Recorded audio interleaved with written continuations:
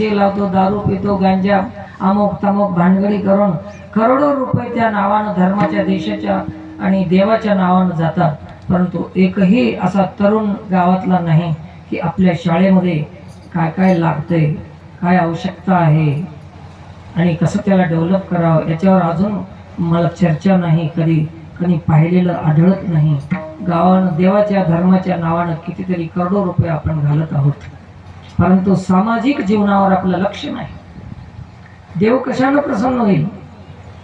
DJ वाजल्यानं, पिल्यानं, नाचल्यानं, मेल्यानं होत नाही. तुम्ही कोणासाठी काहीतरी करा.